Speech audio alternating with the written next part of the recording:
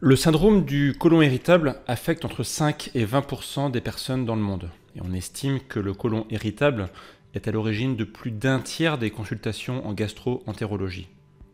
Mais le syndrome du côlon irritable, qu'est-ce que c'est en fait? Le syndrome de l'intestin irritable est un trouble gastro-intestinal caractérisé par des douleurs abdominales chroniques et des altérations du transit. Cette pathologie, aussi appelée syndrome du côlon irritable ou colopathie fonctionnelle, se caractérise par des douleurs abdominales chroniques. C'est une maladie qui est difficile à vivre pour les personnes qui en souffrent, car les douleurs qui sont associées sont récurrentes et surtout aléatoires. Chez les personnes qui souffrent de formes sévères de colopathie fonctionnelle, l'impact négatif de ce trouble sur la vie quotidienne peut perturber la vie sociale et professionnelle, voire être à l'origine de troubles dépressifs liés à l'isolement et à la diminution de la qualité de vie. Alors on va voir que les causes sont multifactorielles et que c'est en grande partie lié à l'alimentation, et c'est justement ce qu'on va voir dans cette vidéo, quels sont les signes qui montrent qu'on peut éventuellement avoir cette pathologie. Mais d'abord, qu'est-ce qui se passe concrètement dans l'intestin quand on a le syndrome du côlon irritable? Alors en fait, il y a pas mal de choses qui sont liées à cette pathologie. Comme vous le savez sûrement, dans votre intestin, vous avez un système nerveux, le système nerveux intestinal. Et tout comme dans votre cerveau, vous avez la sécrétion d'un neurotransmetteur qui est assez connu, la sérotonine. Et normalement, cette sérotonine, elle est captée par d'autres cellules avec des récepteurs à sérotonine. Et dans le cas du syndrome de l'intestin irritable, en fait, ce qui se passe, c'est que la sérotonine, justement, est mal captée. Et on va avoir, du coup, une surproduction de sérotonine qui va, justement, être là pour compenser la mauvaise réception de la sérotonine. Et le fait qu'il y ait beaucoup trop de sérotonine, ça va venir perturber le fonctionnement de l'intestin, ça va venir perturber les mouvements de l'intestin. On parle de dysrégulation de la mobilité intestinale. Dans le cas de l'intestin irritable, on va aussi avoir une présence accrue de molécules pro-inflammatoires comme les cytokines qui indiquent que dans cet endroit, l'intestin, on va avoir un environnement hautement inflammatoire. Et c'est une caractéristique essentielle du syndrome de l'intestin irritable, une inflammation des parois intestinales. Et dans de très nombreux cas, on va aussi remarquer une dysbiose, c'est-à-dire une perturbation de l'équilibre de votre microbiote. Souvent, intestin irritable et dysbiose sont liés, pas forcément, mais c'est assez courant. Dans cette vidéo, on va donc voir des symptômes qui peuvent indiquer que vous pouvez avoir le syndrome de l'intestin irritable. Deux choses importantes. D'une part, comme je dis souvent, les choses que vous allez voir ici ne sont pas forcément une preuve. C'est plus vous avez de symptômes, plus le faisceau de présomption augmente. C'est-à-dire que plus vous avez la probabilité d'avoir effectivement le syndrome de l'intestin irritable. Mais ce ne sont pas des preuves, c'est des présomptions. Donc dans tous les cas, un médecin ou des analyses beaucoup plus poussées pourront certifier ces symptômes. Deuxième point, vous allez voir que la plupart des symptômes ne sont pas forcément très sexy. Forcément, ici, on parle d'intestin, donc vous imaginez que les symptômes ne sont pas forcément très glamour. Donc attendez-vous à avoir des choses qui ne sont pas forcément très ragoûtantes. Et éventuellement, évitez de regarder cette vidéo quand vous mangez. Dans les prochains jours, je ferai des vidéos complémentaires pour vous expliquer comment vaincre le syndrome de l'intestin irritable grâce à l'alimentation notamment. Si vous souhaitez ne pas louper ces vidéos, pensez à vous abonner à la chaîne YouTube de Bimove. Vous serez ainsi prévenu dès que la vidéo sera sortie. Et pour ce faire, pensez à activer la petite cloche pour être notifié et de ne pas louper cette fameuse vidéo. Le premier symptôme, ce sont des douleurs et des crampes à répétition. Le mouvement de l'intestin, c'est assez complexe, j'en parlais tout à l'heure en introduction, c'est lié à différents paramètres, comme par exemple la présence de neurotransmetteurs, il y a aussi le système nerveux qui va jouer, il y a aussi le microbiote. Et en fait, on constate que les personnes qui ont les symptômes de l'intestin irritable ont des mouvements intestinaux qui vont être justement désordonnés.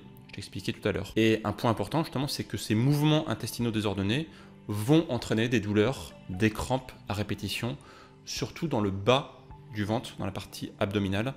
Et c'est une chose qui peut être assez handicapante, car ça peut venir vraiment à n'importe quel moment et de façon complètement incontrôlée. Le deuxième symptôme assez courant, c'est la constipation. En fait, ce qui se passe, c'est que comme les mouvements intestinaux sont modifiés, en fait, les selles peuvent passer beaucoup plus de temps dans l'intestin. Et le truc, c'est que plus les selles restent longtemps dans l'intestin, plus l'eau va être absorbée. Moins les selles sont gorgées d'eau, plus il y a de difficultés à ce qu'ils transitent rapidement. Logique. Donc oui, une personne sur deux qui a le syndrome de l'intestin irritable a de la constipation chronique. Petite définition au passage, on définit la constipation comme le fait d'aller moins de 3 fois à la selle par semaine. Le deuxième symptôme, c'est l'inverse, c'est la diarrhée. En fait, ce qui se passe, c'est que dans certains cas, les mouvements intestinaux peuvent inversement s'accélérer. Du coup, les selles passent très rapidement dans l'intestin. Et là, c'est l'inverse, ils sont trop gorgés d'eau. Et donc, forcément, quand vous allez aux toilettes, c'est un peu liquide. On estime qu'à peu près un tiers des personnes qui sont atteintes du syndrome de l'intestin irritable qui ont des diarrhées à répétition.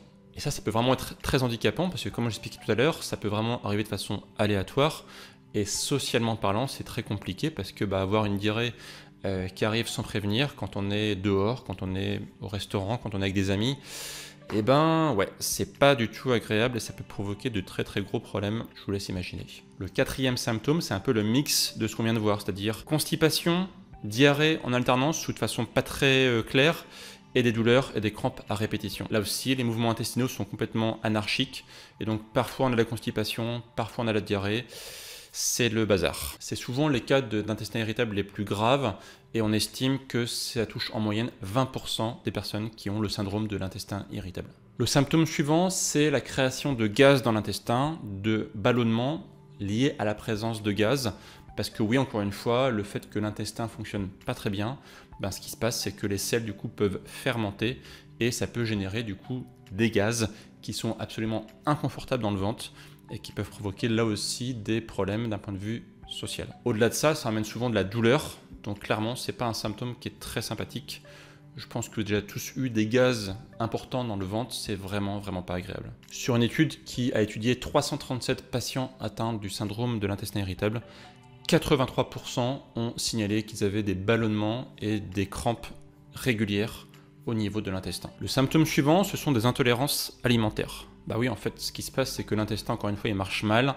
Donc certains aliments peuvent provoquer des problèmes dans l'intestin. Souvent, ça va être lié à des aliments que j'évoque souvent sur cette chaîne, qui sont liés donc à des problèmes intestinaux souvent à répétition. On va citer le gluten, les produits laitiers et les FODMAPs. Les FODMAPs étant donc un ensemble d'aliments, qui sont assez nombreux d'ailleurs, qui contiennent des sucres particuliers, et ces sucres en fait peuvent poser dans certains cas des problèmes sur l'intestin. J'avais fait une vidéo là-dessus sur les FODMAPs. Si vous souhaitez en savoir plus, n'hésitez pas à aller la voir. Hop, je vous la mets ici. Vous allez apprendre pas mal de choses sur ce que c'est, comment ça marche et pourquoi ils peuvent poser des problèmes sur l'intestin. 2 tiers des personnes qui sont atteintes du syndrome de l'intestin irritable ont souvent des aliments qu'ils ne peuvent pas manger. Donc c'est vraiment un signe qui est plutôt parlant, on va dire. Le symptôme suivant, ce sont des problèmes de sommeil, des difficultés à dormir et surtout à se réveiller en pleine forme. Souvent, les gens qui ont le syndrome de l'intestin irritable n'ont pas forcément un gros niveau d'énergie, n'ont pas forcément beaucoup d'endurance et donc ont un sommeil de mauvaise qualité. Ça peut être lié à pas mal de paramètres, mais on peut imaginer que la nuit, l'intestin, encore une fois, ayant des dysfonctionnements, des mouvements qui sont un petit peu anarchiques, ça perturbe du coup le système de digestion et on sait bien que quand on digère mal la nuit, ça donne un sommeil de très mauvaise qualité. Et autre point aussi, le système digestif est très lié au système hormonal. Or, le système hormonal agit principalement la nuit. Ce sont la nuit que les hormones font une très grande partie de leur travail. Donc voilà, il y a une relation de cause à effet qu'on peut ici mettre en lumière. Un mauvais sommeil et une énergie très basse sont des symptômes assez récurrents chez les personnes qui sont atteintes du syndrome de l'intestin irritable. Le symptôme suivant, ce sont des modifications d'un point de vue de l'humeur et parfois de la dépression. En fait, ce qui se passe, c'est que, encore une fois, l'intestin est très lié à la production d'hormones et on sait aujourd'hui que dans certains cas, quand l'intestin va mal, quand le microbiote va mal, ça peut mettre un impact absolument dramatique sur votre état émotionnel. Et dans certains cas, ça peut même aller jusqu'à la dépression. Dans les études qu'on a faites sur les personnes qui sont atteintes du syndrome de l'intestin irritable, dans la très grande majorité des cas, plus d'une personne sur 2 avait des variations d'humeur et des problèmes parfois dépressifs assez fréquemment. Donc c'est vraiment un symptôme qui est très parlant. J'ai fait aussi là une vidéo sur le sujet. Hop, je vous la mets ici. N'hésitez pas à aller la voir, vous allez comprendre pourquoi on a un lien entre intestin et humeur. C'est vraiment passionnant. Si aujourd'hui vous posez des questions sur votre intestin pour savoir s'il est en bonne santé, s'il n'y a pas de problème particulier, on a fait un test sur Vimove qui permet de, via différentes questions, de façon simple, de savoir dans quel état est votre intestin et votre microbiote. Est-ce que vous avez globalement un intestin en bonne santé? Ce test est disponible directement dans la description de la vidéo. C'est le premier lien qui apparaît. n'hésitez pas à le télécharger. Et si vous souhaitez en savoir plus sur l'intestin irritable, je vous mets une vidéo complémentaire ci-dessous, n'hésitez pas à aller la voir.